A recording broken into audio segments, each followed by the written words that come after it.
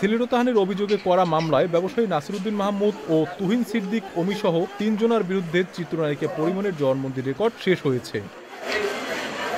রোববার ২২ সেপ্টেম্বর ঢাকার নারী ও শিশু নির্যাতন দমন ট্রাইব্যুনাল ৯ এর বিচারক শাহিনা হক সিদ্দিকা এই জবানবন্দি রেকর্ড করেন। একই সঙ্গে তাকে জেরার জন্য আগামী ২২ জানুয়ারি দিন ধার্য করে ট্রাইব্যুনাল। রোববার দুপুর ১৫:১২টার দিকে আদালতে হাজির হন পরিমণি। বেলা ১:২টার দিকে বিচারক তাকে খাসকামরায় ডেকে নেন। সেখানে বিকেল ৩:৪৫ পর্যন্ত জবানবন্দি প্রদান করেন পরিমণি। জবানবন্দি শেষে খাসকামরা থেকে বেরিয়ে পরিমণি আদালত প্রাঙ্গণ ত্যাগ করেন। খাসকামরা থেকে বের হওয়ার পরে সাংবাদিকরা জবানবন্দির বিষয়ে প্রশ্ন করলে তিনি কোনো মন্তব্য না করেই চলে যান। আপনি একটু কথা বলবেন? যে অনেকদিন পর কোর্টে আসছেন, অনেকদিন পরে আসছেন, নতুন সরকার আসার পরে অসুবিধা আছে না, সমস্যা আছে। এ বিষয়ে পরিমণির আইনজীবী নীলাঞ্জনা রিফাত সুরভি জানান, এ মামলা ক্যামেরা ট্রায়ালে সাক্ষীর কার্যক্রম চলছে, তাই মিডিয়ায় পরিমণি কথা বলেনি। তিনি মূলত সেদিন বোট ক্লাবে তার সঙ্গে কি ঘটেছিল তাই জবানবন্দিতে বর্ণনা করেছেন।